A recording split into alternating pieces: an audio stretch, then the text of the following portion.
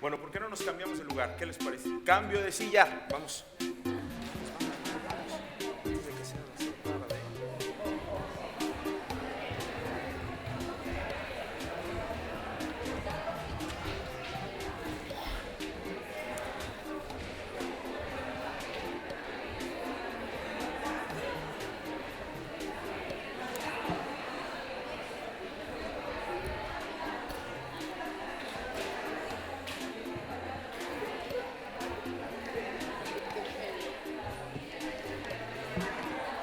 Bueno, pues si ya estás en tu lugar, vamos a jugar Kahoot un ratito.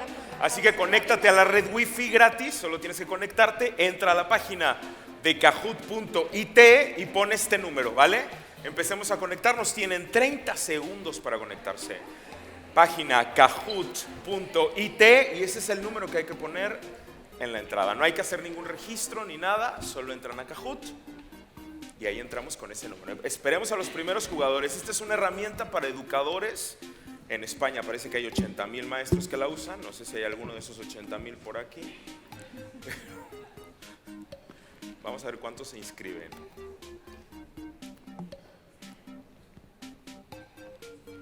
Vamos a dar un premio al primero.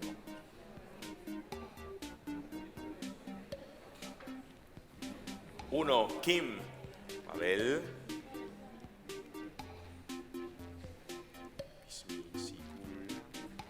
Más raros, Pilche, Juan. ¿Quién es Sigul?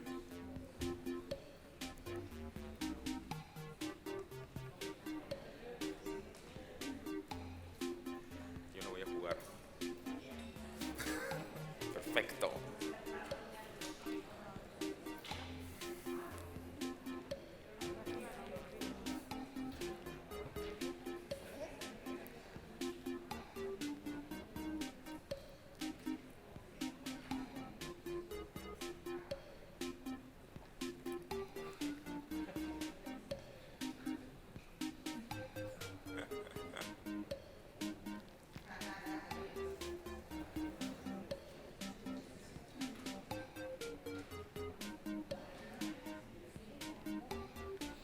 ¿Cuántos faltan? ¿Muchos todavía?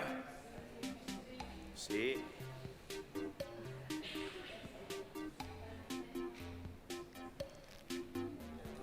¿10 segundos más? 9, 8, 7, 6, 5, 4, 3, 2. ¿Quién falta? ¿Ya? ¿Nadie más? ¿Ya están todos? Bueno, llevamos 46, que ya es un éxito. ¿Por qué se están saliendo? ¿Por qué el 46 y el 44 se salieron? Se tienen que unir, no salirse.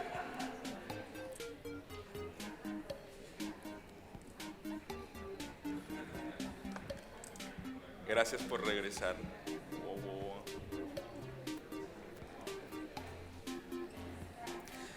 Tenemos que empezar. ¿Alguien más falta? ¿No? Vale, 50. Entonces, por preguntas, ¿listos? Cada una cuesta 20 segundos, así que rápido. Trabajo en escuela, museo, artista, diseño, arquitectura. Vamos. 9, 8, 7, 6. Faltan 9 respuestas. ¿Qué tan difícil vamos?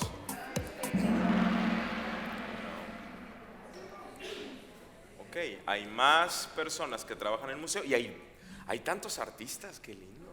Hola. Venga, muy bueno.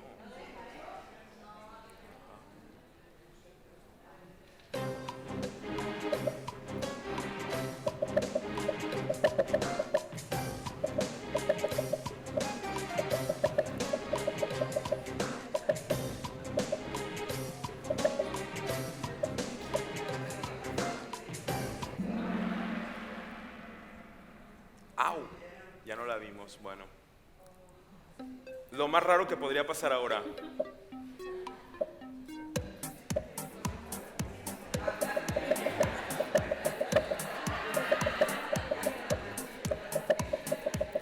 No puedo dar una manchincuepa.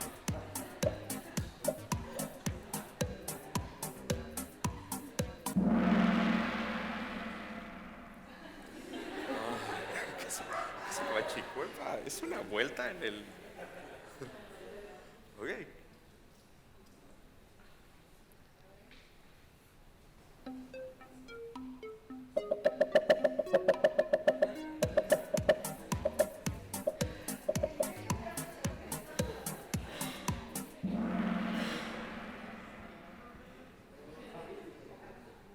Muy bien. Entonces voy a usar el nosotras a partir de ahora. Gracias.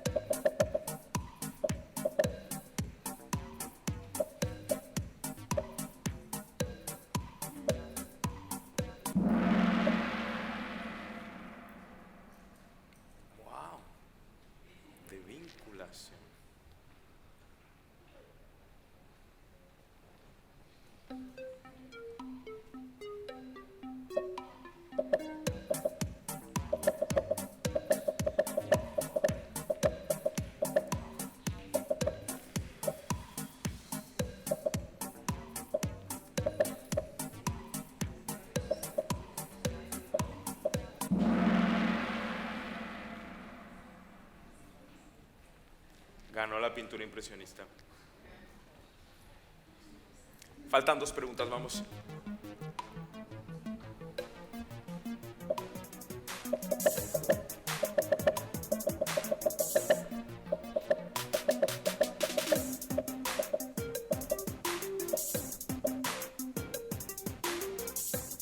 Faltan 2.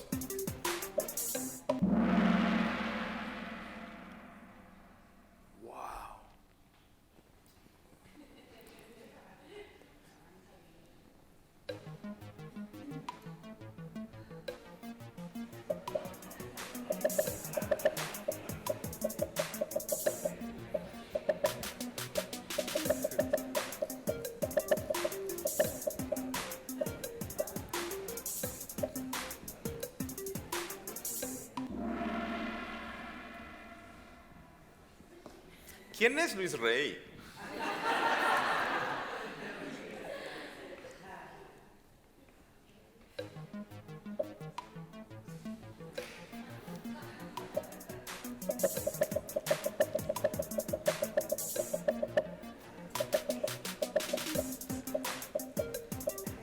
Suprarrenal, suprarrenal.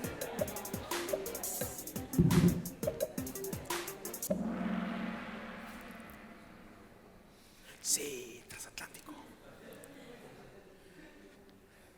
Última.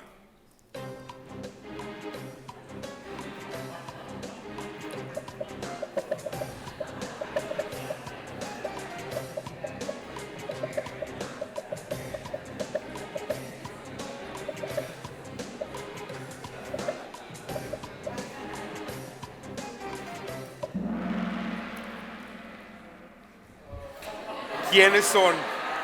Levanta, ¿quiénes son?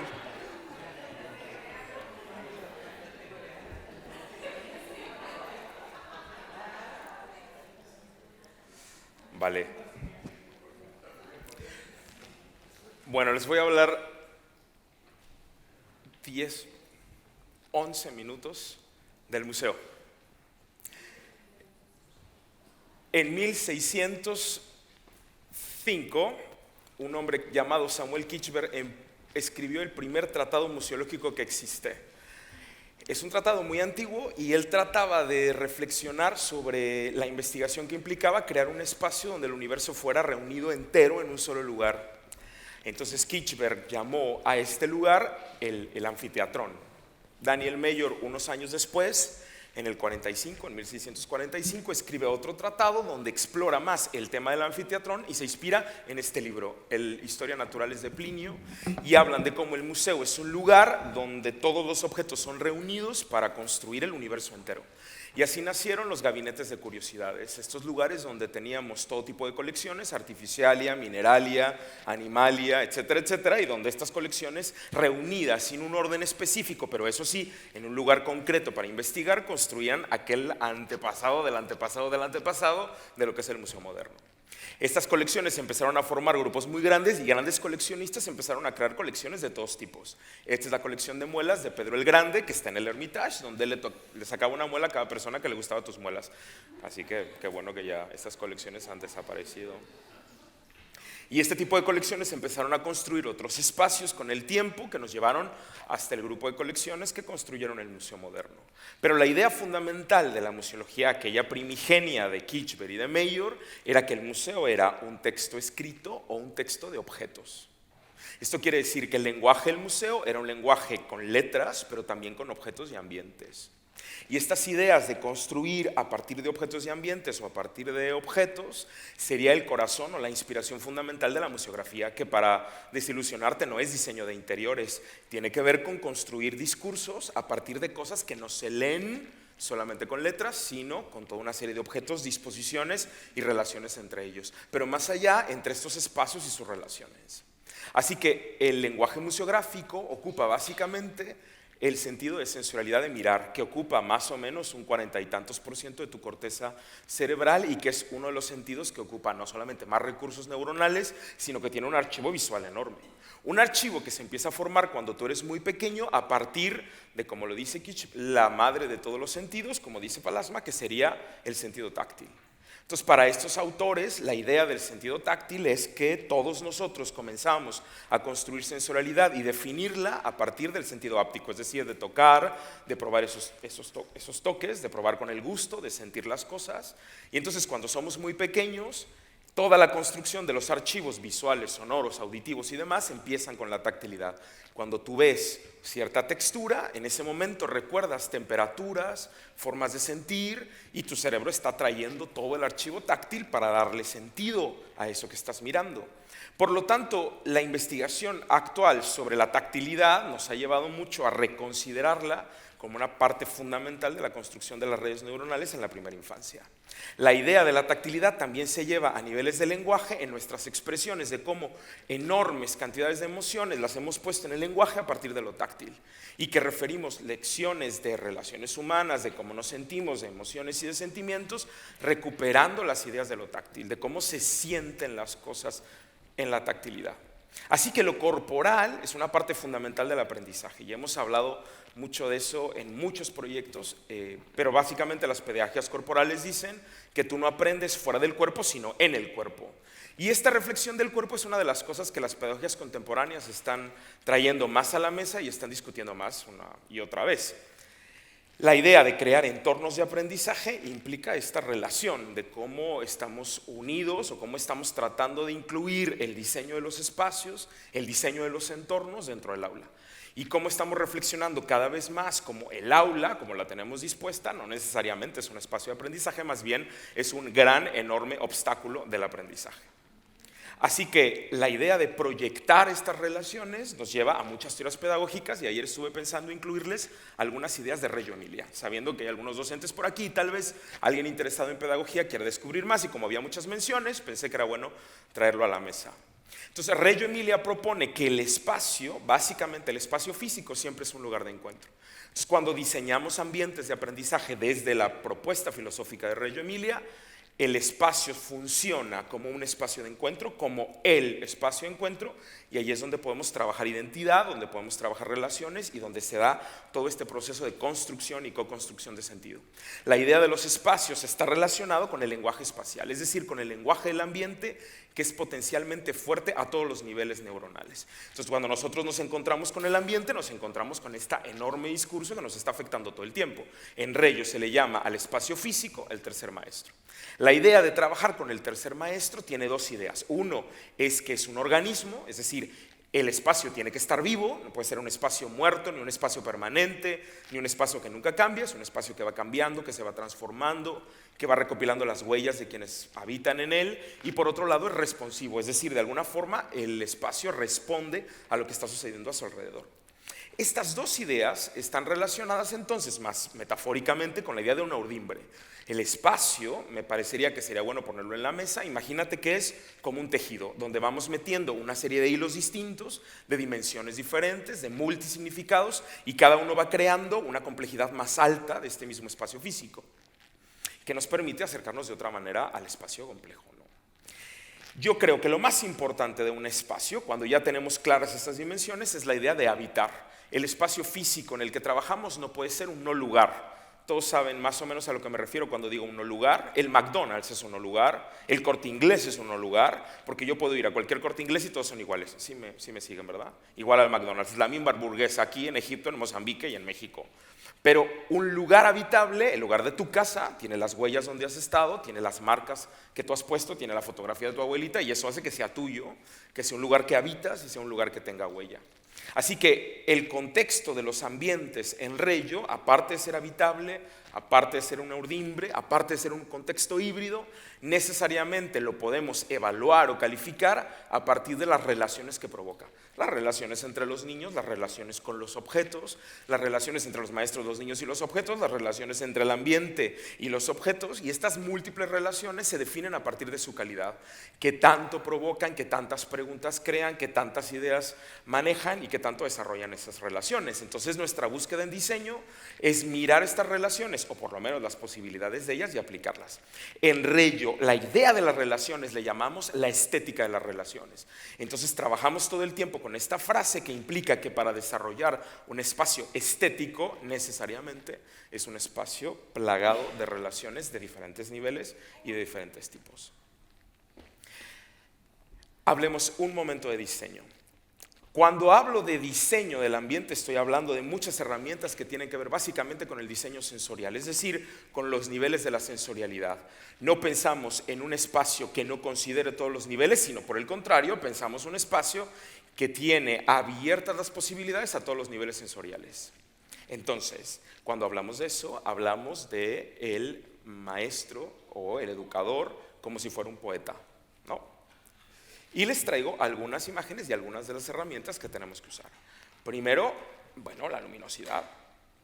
Las voy a ver con ustedes porque no las vi desde ayer, pero yo creo que están lindas. Bueno, este es Reggio y creo que si ustedes ven un poco las maneras como trabajamos con la luz, pueden permitir otras miradas y otras provocaciones. Las ideas de traer diferentes espacios donde la luz contrasta de una forma y de otra permiten otras exploraciones desde otros lugares, permiten colocarnos en un lugar y en otro, pasar de una pantalla y otra. Esta es una exposición del Centro Pompidou, que debe tener algunos años, que hicieron con la Cité, y este es el New Children's Museum de San Diego. Todos son espacios que han estado o en Reggio Emilia o en espacios para niños creados en museos. Este es Papalote Cuernavaca. La idea de los proyectos de la luz, este es el New Children's Museum, es el espacio de la angustia. La idea de los proyectos en este tipo y la luz que utilizamos implican ya significados dados, algunos por nosotros, pero algunos abiertos para que los significados se construyan. Entonces, el trabajo con la luz que invita a la exploración, a la indagación todo el tiempo, sí nos ayuda como una herramienta a crear los contextos para que se den las exploraciones, las preguntas, los proyectos. La materialidad es una de las claves del diseño de espacios. Yo creo que en la medida en la que conozcas un enorme pantone, un enorme abanico de materialidad y puedas tener la fineza, digamos, el ojo, para saber contrastar estos materiales, ¿sabes? El caucho de una llanta con un concreto o la textura de libros puestos en un lugar con una luz detrás, esto implica ya otro tipo de manejo de los materiales. Lo orgánico, justo con los ambientes y con otros momentos que yo invito a mirar, a observar, a tocar, a tener los objetos de diferentes formas, de manera que puedo tener una enorme cantidad de proyectos de materiales que me ayudan a construir cosas diferentes, como cinta de aislar en el piso. Entonces esto me invita a ser explorador de materiales, ¿no? La manera como trabajamos en grandes formatos, este es el New Children's Museum, o en elementos que recuerdan a una bacteria, pero hecha a partir de globos inflados. Entonces ves un cruce de materiales que es interesante. La forma como reunimos los materiales es en sí detonante, por el hecho de la textura, por la forma como miramos y por la disposición de las cosas. En la medida en la que creamos disposiciones, entonces estamos creando paisajes siempre de color. Y creo que uno de los diseños más interesantes del paisaje de color es cómo entendemos y manejamos el paisaje de color. Este es el Museo de los Niños, el Museo de Arte de Niños, está en Nueva York, se inauguró hace muy poco, y la idea de los diseñadores era crear diferentes salas con diferentes colores para diferentes acciones. Entonces los colores más cálidos es para jugar, para correr, para saltar, y los colores más fríos son la biblioteca, el lugar para discutir o la zona para estar sentados en los talleres.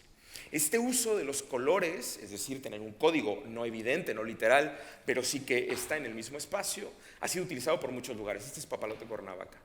Y la idea es ir construyendo diferentes ambientes a partir del diseño de los colores o cómo nos funciona. ¿Cómo se escucha tu aula? ¿Qué es lo que se escucha? ¿Cuáles son los lugares? Bueno, la dimensión acústica es uno de los elementos, el cuarto de los gritos en el Museo de los Niños de San Diego. Los espacios de los gritos, pero este es en Papalote, Cuernavaca, que teníamos un lugar que se llamaba Las Manitas Negras. Y claro, los diferentes ambientes que se crean acústicamente, ¿no? El tener un lugar arriba donde todo el sonido sube, o el proyecto del Georges Pompidou sobre las sombras, que tiene que ver con escuchar cuentos sobre las estrellas en la noche. Entonces los niños se ponen los audífonos y escuchan cuentos de una manera muy tranquila, y todo el espacio está lleno de una música muy suave, en esta textura azul y en este contexto lleno de pinturas y estrellas y constelaciones. Entonces el trabajo de los diferentes paisajes, como tú ves, van sumando diferentes sentidos de significado y vamos completando los ambientes. En Reyo, básicamente la idea del olor es una cosa fundamental. El olor es uno de los sentidos más que recuerda más memoria, y también es uno de los más interesantes, no solo en cuanto a memoria, sino también en cuanto a relaciones que se pueden crear.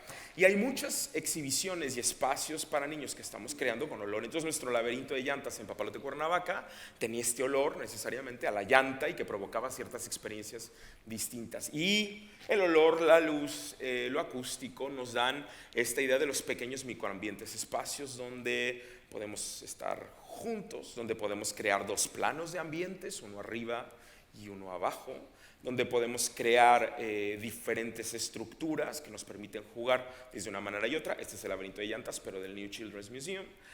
Y cómo en estos diferentes ambientes, en la forma como construimos a partir de los colores, del espacio, de lo que se ve, del olor, armamos estos mini lugares donde puedes verlo desde fuera, y cuando estás adentro, bueno, estás en otra experiencia, aunque no estés aunque estés en el mismo lugar y realmente esta frontera sea totalmente irreal, invisible, sí creas otra experiencia distinta, ¿no? Ese es Papalote, Cuernavaca. Este es el Skirball Museum, que trabajó en crear microambientes acerca del Arca de Noé con puros elementos de reciclaje. Entonces crean esta historia del arca con cosas que encontraron algún grupo de artistas en la basura y que se dedicaron a armar con ellos. Ustedes ven, la cebra está construida con platos, es decir, los platos están como las piernas, y tiene un piano en la cabeza, y tiene estas cosas que ponen en las fábricas, la cuerda para hacer el elefante. Entonces cada una de estas imágenes nos recuerda cómo se puede trabajar mucho en el reciclaje de las cosas para armar microambientes. Este es el momento de la foto para la bibliografía sobre diseño, entornos de aprendizaje de los últimos 10 años. Venga.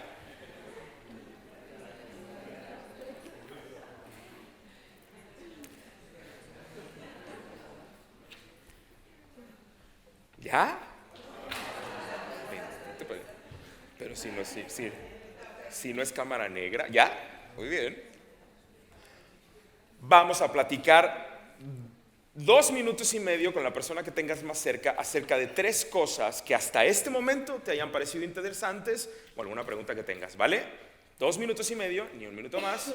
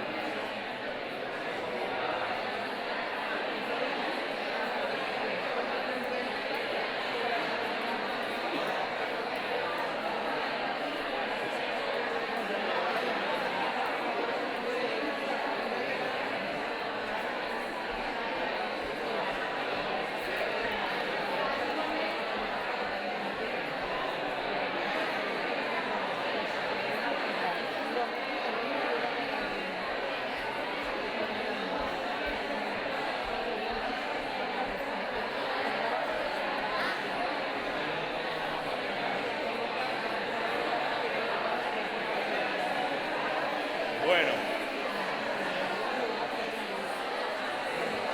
muy bien. Lo siento. El tiempo es el peor enemigo de las conferencias. Perdónenme. Vamos a seguir y ahora pueden seguir hablando. En los museos tenemos una serie de conflictos con respecto al diseño museográfico porque en los últimos años hay una separación muy clara entre lo que nosotros creemos que es una visita exitosa y para lo que el público es una visita exitosa. Y en el 99% de los casos no existe un acuerdo entre una cosa y la otra, no porque el público no tenga la razón, sino porque al museo no le gusta escuchar al público. En algunos casos hemos hecho estudios con los públicos y los públicos han hecho definiciones de las peores experiencias en una exposición o en un proyecto museográfico. Entonces les quiero contar las primeras. La primera opción es la visita glaciar. Conforme vas caminando, la temperatura baja y baja y baja. Ves al oso polar, ves al pingüino, ves a la foca, ves a Santa Claus, ves al gnomo. Lo peor que te puede pasar es la pulmonía. El laberinto es un espacio museográfico tan complejo, tan enraizado, tan espantoso que parece que nunca vas a poder salir. El arma más letal, el callejón sin salida. El maratón, todo el público se pone a la entrada de la exhibición, salen corriendo, viene fin, fin, fan, fan, fun, fun, arabela, adelante, y van todos caminando y caminando y caminando, y la pregunta es, ¿quién llegará al final? ¿Quién sobrevivirá a las 400 piezas de Goya reunidas en esta exposición increíble?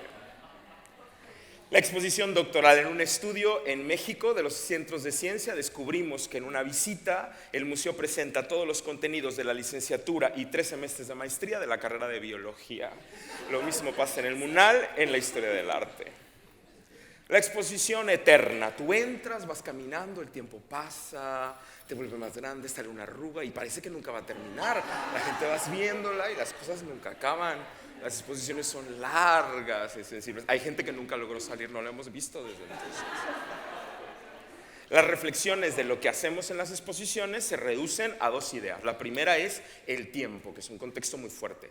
Hagamos un ejercicio de alguna exposición que hayas visto últimamente. Cuéntame, ¿cuántos textos había en sala? Si tú pusieras, ¿cuánto tarda la gente en leer ese texto? ¿Cuánto tiempo saldría? Todos, ¿eh? Es decir, voy a ser un público muy respetuoso y voy a leer todos los textos que están en la sala. ¿Cuánto tiempo? Más. ¿Cuántas obras hay que ver? ¿Cuánto tiempo crees que me paso en una obra? 1 minuto, 2 minutos, tú ponlo ahí. 2 minutos por obra y son 102. Perfecto, el tiempo total. ¿Cuántos videos hay? 2, 3, 4. ¿Cuánto tiempo? ¿Media hora? 45 minutos. Ponlo también. Y luego el traslado. ¿Cuánto tiempo tarda? ¿Cuánto tiempo total te da la visita? En México hicimos este ejercicio en nuestros museos de arte y resultó que nuestro promedio son 5 horas, 45 bellos minutos. Y la otra cosa que habíamos preguntado cuando hicimos en México este ejercicio era la visita obligada, ¿no? Entendíamos que el área educativa estaba muy preocupada porque si no ibas con guía te perdías en aquella jungla del conocimiento y podías no salir vivo. Y las preguntas que hacían los educadores era que tal vez la exposición no está diseñada para estar sin nosotros. Es decir, es una exposición agreste, árida, compleja, donde el público no está bienvenido a menos que vaya con este personaje de safari que te va a llevar y te va a sortear en medio de estas cosas terribles. Y la otra cosa que encontramos es que en el museo la exposición es intocable, es sagrada, es santa, ¿no? Lo que quieras decir es algo que no se puede hacer y estamos luchando cada vez más por romper esta estructura. Es decir, la exposición debe tocarse, debe cambiarse y debe de mejorarse una y otra vez. Si ustedes quieren saber más, busquen los proyectos de Prototipo, de Kathy McLean, de Elian Gurian, que son 2 grandes mujeres de museos que han trabajado mucho en crear muchos proyectos sobre las exposiciones. John Falk en el 2013 hizo una investigación acerca de los públicos. Yo la traigo porque tiene mucho que ver con lenguaje museográfico y su aporte a nuestra investigación de públicos es que los públicos surgen diferentes roles. Es decir, esta misma mujer en algún momento se convierte en una mediadora porque lleva a su hija a hacer la tarea al museo, pero en otro momento se convierte en una acompañante porque está acompañando a sus papás o a su mamá a una experiencia personal, pero en otro momento es una mujer que está simplemente explorando con su pareja el museo, sin hijos, sin mamá, y en otro momento va con sus amigas. Cada vez que visita el museo es un rol distinto y cada vez requiere cosas diferentes del espacio. En un momento saber cómo ayudarle a su hija a hacer la tarea y en otro momento dónde poner a su mamá para sentarse, que en los museos es muy difícil encontrar una silla. Y cuáles son esas cosas que necesitamos. Entonces, creo que sería interesante recuperar la investigación de Folk porque nos habla mucho de las diferentes apropiaciones de los públicos del espacio y es algo que los que diseñamos ambientes museográficos nos tiene un poco en siempre esta complejidad de repensar las cosas de una y de otra forma. Entonces, básicamente cuando hablamos de diseñar, de crear, estamos hablando de que hay que tener una mirada de la museografía, por supuesto, desde la educación. Porque la educación nos abre los ojos también a mirarla más allá de la escuela. Entonces, déjenme volvérselos a decir, para los museógrafos y los educadores de museos, la educación, por supuesto, no es algo exclusivo de la escuela, sino que está en otro lugar. Y que esta mirada filosófica de la educación más amplia es algo que tiene que acompañarnos en estos procesos. Me parece que la educación nos hace diseñar para el público y desde los públicos. Entonces, cuando creemos que esto no se debe de hacer, que no podemos participar en estos diseños, pues lo que sucede cuando hacemos esos intercambios es lo que sigue. Entonces les he traído puros autores españoles porque como estamos en la madre patria, pues yo quise traerles autores españoles, me parecía muy bonito. Entonces, Museografía Joven de Paco Pérez Valencia, ustedes ya lo conocen. Paco cree que la museografía nunca es objetiva, nunca es clara, nunca es neutra y que todo lo que los museógrafos ponen en los museos, en las salas, siempre da una intención de significado a las piezas, siempre. Entonces, para él hay una falsa objetividad en la museografía y de las cosas que discute es como la curaduría es siempre una puesta en escena, una simulación de significados propuesta por una serie de personas donde el público tiene que comer ciertas cosas. Y en estos rasgos de la museología crítica hay ideas de cómo la museografía tendría que ser un participante mucho más neutro y mucho más dado hacia las personas. Entonces, todo lo que está en una puesta en escena repercute para la función. El vaso de agua en la mesa, la ventana que se abre, el lugar donde se coloca la actriz, todo tiene un sentido y así tiene que ser la idea de la museografía diseñada como un espacio. Entonces, habitar este espacio museográfico implica necesariamente ocuparlo. Sabes, estar ahí, poderte sentar, caminar a un lugar, ver estas transiciones y como verás, si te gustan las cosas de las artes escénicas, entenderás que empieza a haber una relación más interesante entre el uso del espacio y la corporalidad y nuestras perspectivas de cómo recorremos estos lugares. Joan Santacana, que ustedes conocen de la Universidad de Barcelona, con esta idea de la museografía didáctica, tiene aportes que también me parece importante traerles, ¿no? Me gusta su definición de que las exposiciones no hablan, sino que nosotros leemos, y eso quiere decir que interpretamos desde lugares muy particulares. Una de sus primeras referencias tiene que ver con los niveles de información. ¿Hasta qué punto estás trabajando con estructuras de niveles? ¿Qué es lo más profundo? ¿Qué es el nivel promedio? ¿Cuáles son los detalles? ¿Y cómo puedes diferenciar estos niveles de información para los diferentes públicos? Es imposible tener todo al frente de todos, pero sí puedes segmentar, y esa es una habilidad muy compleja en el diseño de exhibiciones. Otra de las cosas que Joan propone es los enfoques multidisciplinarios, y eso tiene que ver con que si estás en un espacio de arte o en un espacio de ciencia o en un espacio de historia, lo mejor sería que empezaras a cruzar con otras disciplinas que enriquecieran de otra manera el acercamiento en ciertas posiciones. La tercera cosa que Joan Santacán propone es la interacción de la corporalidad, es decir, pensar en el diseño del espacio como para el público. Entonces recuerden, no lo sé aquí en España, pero en México el 37% de nuestros adultos son débiles visuales y si pones una cédula tamaño Times .8 a 90 centímetros del piso, ya estamos perdidos. Y entonces hay cosas que habría que renovar, repensar, remirar de cómo acomodamos las cosas y cómo sentimos la corporalidad. Por último, creo que es importante la arquitectura y el contexto arquitectónico. Durante muchos años la museografía se dedicó a poner muros de tabla roca, tapar las ventanas, tapiar las entradas, mover las puertas y ahora estamos buscando abrazar la arquitectura, es decir, ¿dónde está la ventana? Dejemos entrar la luz natural. ¿Dónde está este espacio amplio? Bueno, utilicémoslo de una manera que podamos hacerlo vestibular y abrazar la arquitectura es la nueva forma como estamos diseñando. No queremos pelearnos ya con ella, queremos buscar las mejores formas para que los discursos se abracen con el edificio. Por último, Wagensberg, de Cosmo Caixa, con la idea del museo total. La mejor frase de Wagensberg, que ustedes ya conocen perfecto, es: una buena exposición es siempre una buena historia. Entonces me parece que la construcción de las narraciones y la propuesta narrativa de la idea del diseño museográfico, bueno, pues aquí nos puede ayudar mucho a crear ambientes. Ahí está, un ejercicio que espero se vea bien, bueno, más o menos lo ven como en flash, eso es muy bonito. Entonces, tienen en este texto que está aquí, dice, Estos productos de plata se hicieron en esta fábrica durante 250 años. En este texto dice, este es una muestra de los grilletes que traían los esclavos desde el momento de nacer hasta el momento que morían en esta fábrica.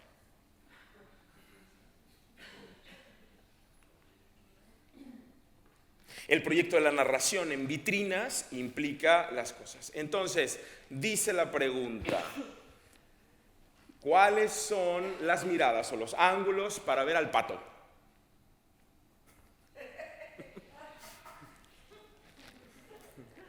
Bueno, está la pata, la compañera del pato, el cráneo del pato, el final del pato, las cosas que pueden matar al pato, etc.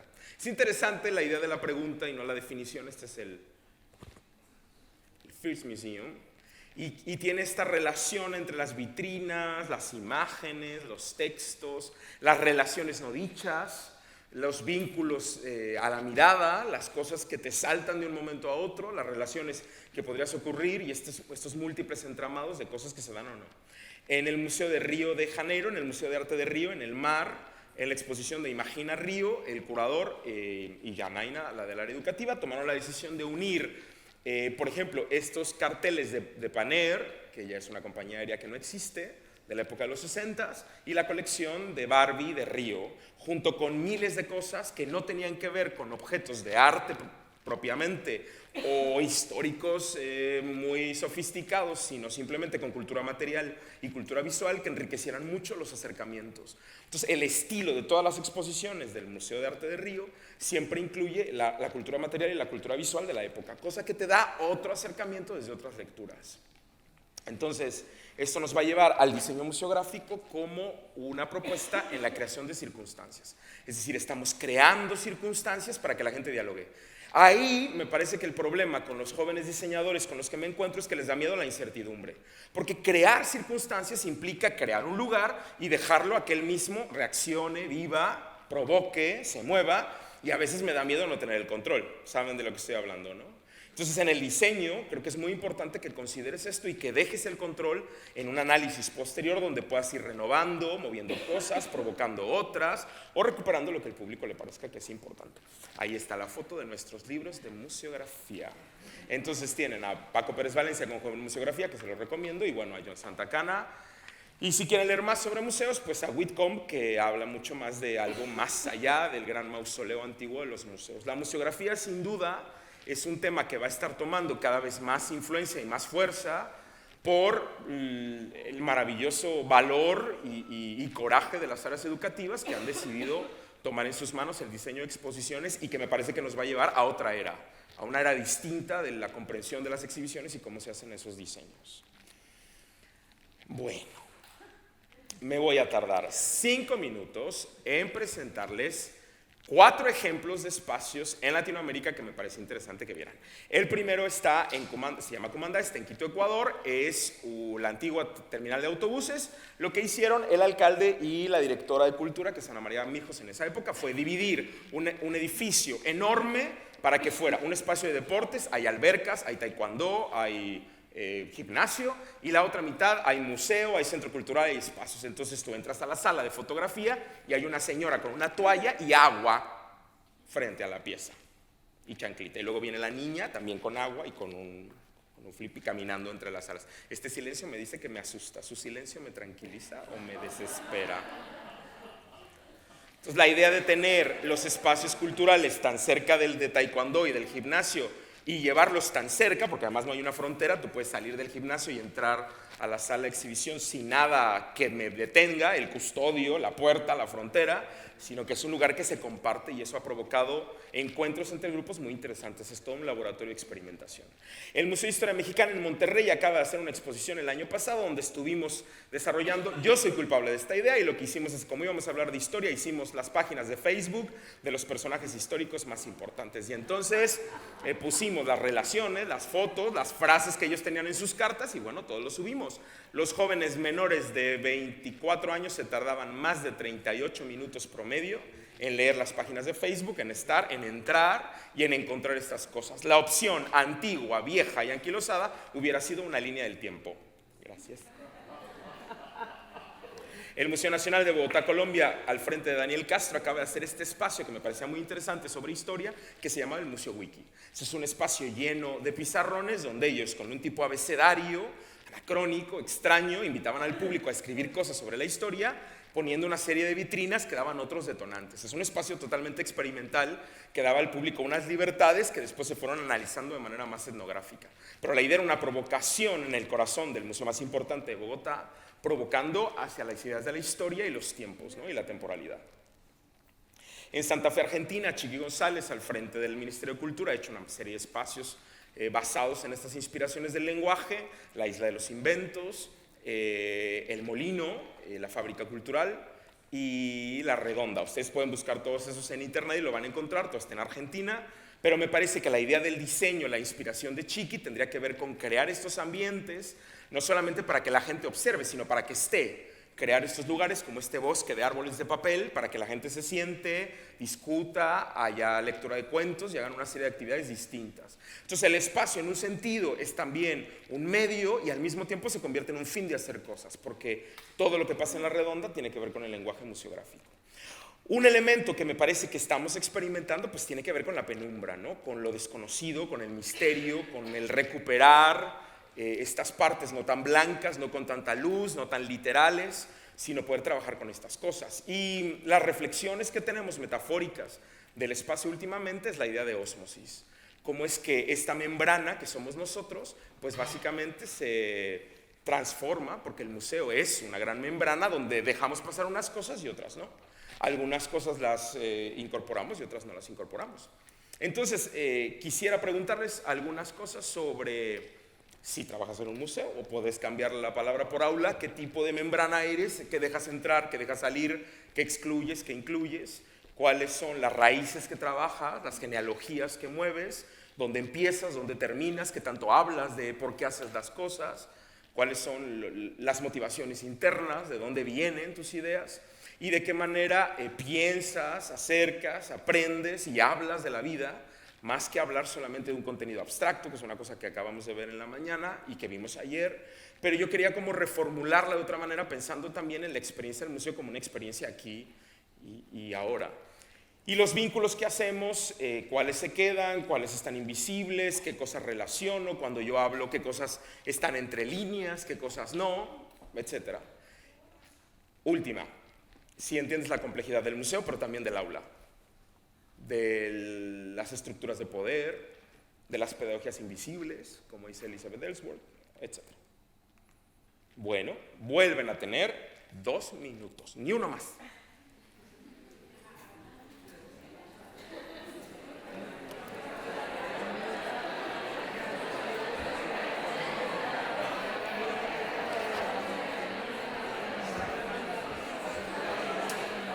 Chicas. ¡Qué bueno! Vengo a preguntar por la hora. ¿Qué te parece? 11:40. Que terminemos. O sea, yo puedo terminar en 5 minutos y vamos a preguntas. ¿Quieres? Vale. Vale. Perfecto. ¡Ah!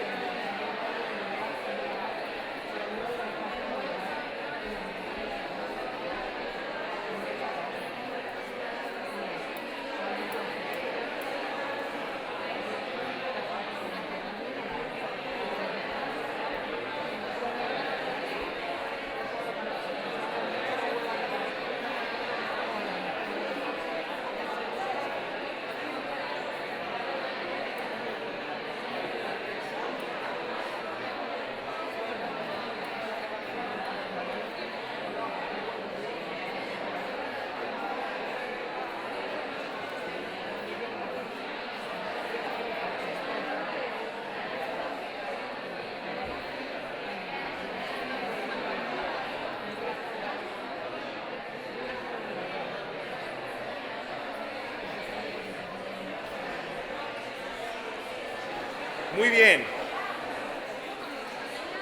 Muchas gracias. Muchas gracias. Perdónenme que los interrumpa, pero ahora que venga el café, miren, vamos a poder como hilo de media. No se preocupen.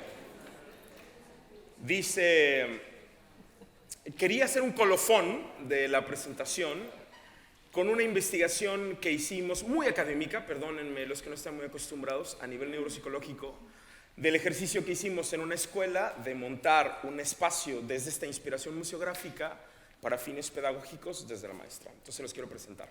Nos basamos en la propuesta de Reggio Emilia como un marco teórico, pensamos que era importante crear el ambiente desde esa inspiración de la filosofía de Reggio, con quien yo llevo trabajando más o menos unos 14 años, y a partir de ahí, en esta escuela, empezamos a diseñar o propusimos que era un espacio para el área de maternal, es decir, educación inicial, y que esto pudiera ser tomado a largo plazo durante 2 años. Entonces, déjenme ir adelantándolo porque si no vamos a tardar mucho.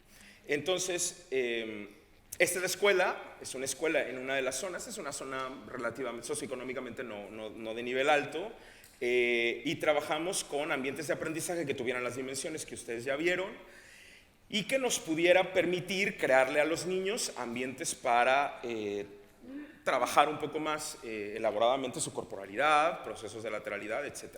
Entonces, el atelier es un espacio donde pusimos la maestra Lidet, con quien yo trabajo hace bastantes años, se dedicó a poner diferentes elementos orgánicos y diferentes experiencias montadas durante diferentes momentos del año, trabajadas con las maestras y en base a la observación, donde nos podíamos dialogar cuáles eran los proyectos, los materiales, las estructuras que podríamos crear en este ambiente donde los niños solamente entraban a experimentar y qué era lo que podíamos provocar a partir de la corporalidad. Entonces el trabajo con la pintura, con lo orgánico, con otros materiales, con la luz, con ellos mismos, con la idea de poderlos unir en espacios colaborativos que pudieran experimentar juntos y observar estos procesos de experimentación, bueno, pues nos dio un poco la idea del atelier. Entonces lo que hicimos fue una investigación el año pasado, después de 2 años de trabajar con una generación en maternal, y nos basamos en analizar ciertos elementos más neuropsicológicos, que esta es la parte más densa académica, pero básicamente pensamos en el desarrollo motriz, ¿no? En el marco del desarrollo motriz pensamos un poco en analizar todos los patrones básicos de movimiento, cómo estaban los niños de la educación inicial en ese momento. Nos fuimos a analizar la lateralidad. Ustedes saben que el desarrollo de lateralidad tiene que estar hasta los 7 años, o más bien debe definirse un poco antes de los 7 años, es una etapa importantísima en educación preescolar. Si no hay lateralidad desarrollada antes de los 7 años, es muy probable que el niño tenga algunos problemas de dislexia o de problemas de aprendizaje cuando sea más grande, y es un enfoque que ahora estamos haciendo mucho. Y también tomamos un poco de inteligencias múltiples y analizamos cómo estaban los niños. Hicimos una serie de estudios sobre creatividad. Entonces cruzamos estas 4 ideas y vamos a hacer un análisis de estas 4 cosas, y el estudio se basaba más o menos en esto: que los alumnos que tuvieran un alto desarrollo motriz corporal tuvieran un alto desarrollo lateral, que este grupo tuviera un alto nivel de desarrollo en la inteligencia kinestésico corporal, y al mismo tiempo que estos 3 índices nos llevaran a que tuvieran más creatividad. La relación que hay entre corporalidad y creatividad. Lo hicimos en el Estado de México con un enorme grupo de estancias, es decir, escuelas del mismo grupo, públicas, con las que estábamos trabajando, que son algunas de estas. Nuestra muestra fue de 122 niños, más o menos en ese rango de edades, que es como educación inicial, principios y finales. Y pues las cosas que hicimos fue, tomamos Torrent, la de creatividad de Torrent, de la que estuvieron hablando ayer, tomamos Anderson para inteligencias múltiples, tomamos 2 muestras españolas de Martín Lobo y su equipo, tanto el de lateralidad como el de patrones básicos de movimiento, que ustedes lo tienen en la página del Ministerio de Educación, y de ahí sacamos algunos resultados. No me quiero tardar mucho en eso, pero descubrimos que había un buen desarrollo motriz, pero había grupos que no lo tenían. Incluso teníamos niños que eran zurdos contrariados, teníamos un desarrollo de lateralidad, pero también teníamos un grupo importante que no tenía una lateralidad más o menos desarrollada. En inteligencias múltiples encontramos que había un alto desarrollo de lingüística, un alto desarrollo de corporal, y en creatividad encontramos que había más o menos, los grupos eran muy interesantes, era un medio muy interesante, y había un grupo más alto. Y los resultados nos llevaron a que efectivamente los alumnos con un alto desarrollo motriz perfilaban un alto desarrollo de lateralidad. Descubrimos que los alumnos que tienen un alto desarrollo motriz también tienen un alto desarrollo en inteligencia kinestésico corporal, cosa que ya era bastante interesante, y descubrimos que el desarrollo motriz y lateral sí se asociaba con un importante desarrollo de la lateralidad. Entonces, el estudio nos llevó a esas conclusiones, que había un desarrollo del 36% más alto en la creatividad de siempre sí, en el análisis de Turrent, y los participantes del atelier que les enseñé las fotografías resultaron en ser los niños que efectivamente tenían el nivel más alto en creatividad y que puntuaban muy alto también en inteligencia kinestésico corporal. Esto quiere decir que cuando creamos un espacio para que los niños de inicial estuvieran en el piso, aprendieran a caminar, aprendieran a gatear, aprendieran a estar, a tocar, a experimentar con materiales, otras habilidades de pensamiento se desarrollaban y bueno, esto sustenta por estos estudios todas estas cosas y también las últimas ideas de lateralidad en cuanto a que el movimiento en educación inicial genera lenguaje. Así que no tenemos nada más que decir sobre el tema. Bueno. Gracias.